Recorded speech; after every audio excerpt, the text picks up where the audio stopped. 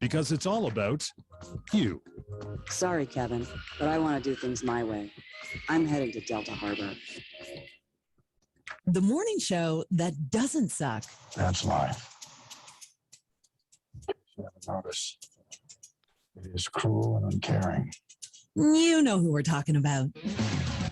You're listening to Rob Mike Richards on Newstalk Sauga 960.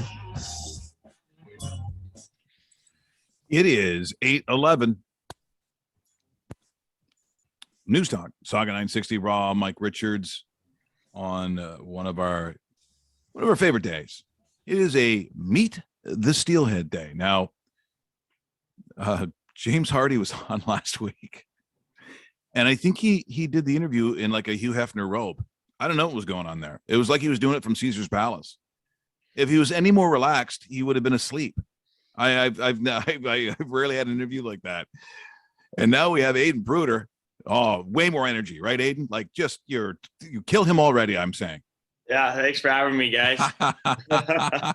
Well, great to see you on what is it's been a pretty fun year. Things are going your way, but it's not like you're not working for it. I mean, this is kind of a tough league, and especially when within the division you're seeing these faces all the time. It gets a little edgy out there, and I assume that's what's going to happen again this weekend.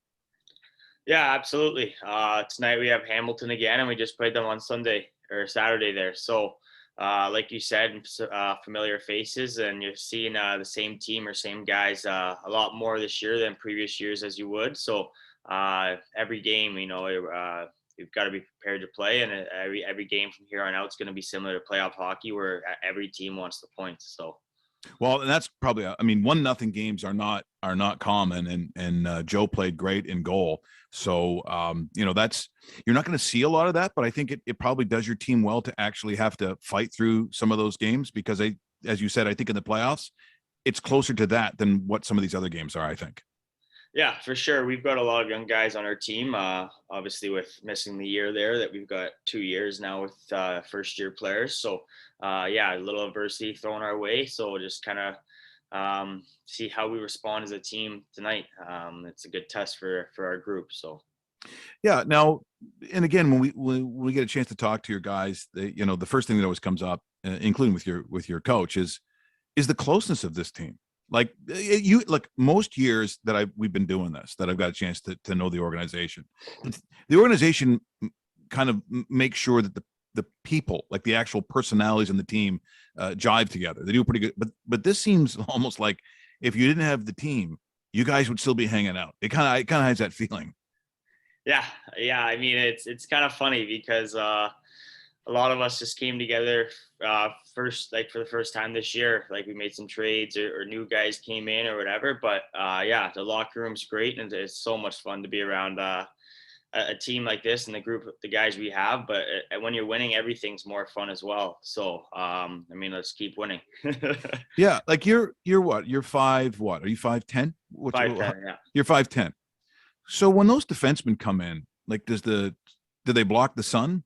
Like how tall are these guys? Yeah, I mean, we've got our back end is massive. We've got 6'6", 6'3", 6'4", 6'5", 6'2". It's definitely tough in games to get around them, and when they're getting you up in the corner and they're laying a body check on you every single time you come in the zone. It's tough to play against a team like that they finish all their checks. So, which I think is a bonus for you in practice. Like I know some people, they're not really interested in practice. They don't want to talk about practice, but I'll be honest. That's what you're up against all the time. So it's got to make you better when the games come around. For sure. Coming in the zone and just their reach as well is so much longer than a 5'10" guy like myself. So just kind of knowing that when you're coming in the zone against them, that they could stick check you, or you've got to be aware of that. And then when you come to a game, other teams could have big defensemen. So you kind of use what worked in practice against our defensemen and try to implement it in your game. So now when you sort of look at a season like this, and it's a team game. We get that, but you still want to have some personal goals. There's certain things that you still want to hit. What was that, and what has it been like for you with that? Are there certain goals, certain things that you wanted to get done? Are you seeing it for yourself? Yeah, I mean, obviously I want to be a big part of this team moving forward, and I know I can be contributing on and being a defensive responsibility and all that stuff. Obviously I want the best for the group as well. I want a long playoff run, and I think we can win the league this year. In the 7-game series, I think we're going to be a tough team to beat, and every night we're going to be ready to go in the playoffs. So it's a fun group, like you said, and I want to just keep winning with them. It like this is a league that changes quickly simply because you only have the core group of players for a certain period of time, and then, as you very well know, with the Steelheads, guys move on, and some of them play pro. So you don't always get the same group, and I think a good example of that is the tough years that the Frontenacs had, some not that long ago, some really tough, really barren, bad years. But then you get one of the best players, and everything kind of follows suit. What's it like playing Kingston now? Because again, they're a tough out.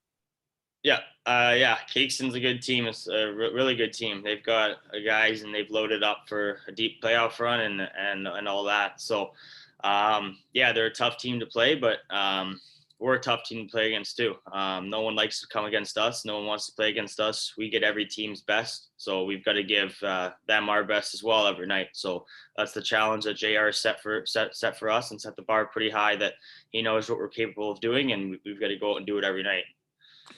Now, what is the biggest difference, do you think, between what you're doing this year and what happened, because now you got to go way back, right? Because now you basically lost a year. What's the biggest difference for you being on this team in terms of how you play? What is it? I think everyone's just buying into the system. 5 up, 5 back, playing together as a group. Doesn't matter who gets the goal at the end of the day. If we're all winning together, then it's better for everyone the more we win. So just buying into what the coaching staff has us to do here, and what they want us to do. So now, if and it's possible that you could run into some point when you cross over London Knights, does that have anything probably special for you, considering probably growing up? You can't help it. I mean, they're a premier team. This is where you grow up, and we talked to James about Barrie Colts. Like it's in your own backyard. Yeah, because you play. What's that feel like when? And now this year, obviously, you're gonna have to wait. But there's other years where you play them. What's it like playing London? I mean, I would love to play them. I would love for Mississauga to come out of the east, and they come out of the west. And let's play for the finals, us versus London. But like you said, obviously a little more fire in your belly when you're playing your hometown team, especially when you're in London playing. You're ready to go. You've got friends and family there, and it definitely, you always get up for a game like that for sure. Yeah, because I always think it's different. Like some guys come from like rural areas, and they could play almost anywhere. But when you grow up in a town, and people have to understand that a place like Barrie, a place like London, they don't have professional teams. This is kind of as close as they get, and people look forward to that season, and they follow this team. And London's got obviously beautiful facilities. It's legendary. Even the guys who own it, like you probably think as a kid, not like was high school. Did you have high school for a period of time in London? Yeah. I grew up all in London until I got drafted, but I would come back to London as well. So it's, as I said, it's small town, and what I hope happens here in Mississauga, because it's not like when you go to Peterborough. It's not like when you go to Oshawa, where a town surrounds it. I hope people understand, because there's a lot of guys from Mississauga on this team.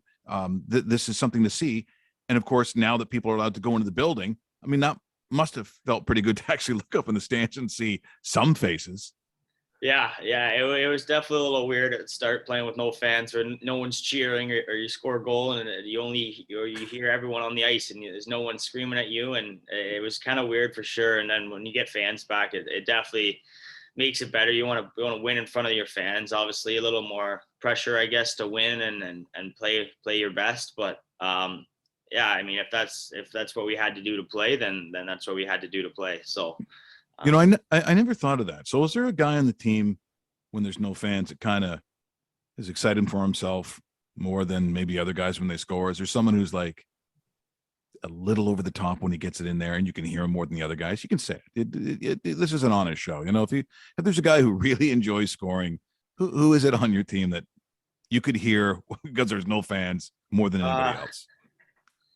Honestly, I think everyone. Like this is honestly the closest team I've played on in a lot of years. So I think anytime anyone scores, not just the goal scorer is super happy. Everyone on the bench is just ecstatic for them. We have everyone kind of chipping in here, and I can't just pinpoint one guy, I don't think, but all the boys are happy when someone scores or your stall buddy gets a point. You know what I mean? Just you get a little more excited and a little happy for them. So that's a very fair, very kind, very giving answer, Aiden. So, but I think it goes out the window when you guys play ping pong, because then I think the closeness goes away very quickly. I'm the best ping pong player on the team, and there's no questions about that. Now that's what I want to hear. This is what I need from you. Let's hear that. Let's bang that drum, because everyone can suck it. You hear that? That's what he just said. That's what he just said. This is what we now. Come playoff time, you growing a beard or what? How does that work for you? I actually did have a little bit of a beard going on, and I just shaved it, so now I'm back to a little baby face. But because if those defensemen start growing beards, I mean, it's going to look like a scene from Vikings. Yeah, I mean, it's gonna be a little intimidating back there. Yeah, I'm gonna have to match them. So yeah, and as I told some of the guys, especially was it Oli? He's got I need more flow from the team. I mean, I'm not seeing it underneath the helmet, and I think everyone should look like they're a Viking, except for Crackers, because I think if Crackers got long hair, he'd look homeless. I don't think he could grow facial hair. Aiden, thanks so much for joining us here this morning. We love watching you guys. We like when you can join us. And I said, best of luck this weekend. And look, if there's one team that goes into each and every game believing that they can win it, you get that from your coach. It's certainly you guys, and I know you can. So thanks for joining us this morning. Best of luck this week, and we'll talk to you guys soon. And I can hardly wait for the playoffs, because guess what? Not that far away. It seems like it is, but it really isn't. Yeah. All right. Thanks for having me, guys. I appreciate it. Awesome. That is Aiden Prueter from your Mississauga Steelheads joining us here this morning as we do meet the Steelheads. And as you can see, they're good. They're good kids. Like, they're such good dudes, and they're incredibly close. It's hard to pry something negative about one of the teammates, because if it was me back in the day, number one, all the things I'd say about myself, unbelievably, just incredibly great things. And Barry, usually it was, if I'm going to bury someone, it was never the defenseman. I'm a goalie. I'm not stupid. Usually it was the guys forwards who maybe back checking wasn't really their strongest feature. The guys who go down to one end of the ice, and it seemed like they never came back. Kick out a couple of beauty saves, and then there they are. Oh, look, I'm open. I wonder why you're open. Oh, I know, because you never came back. See, mine would go a little bit differently.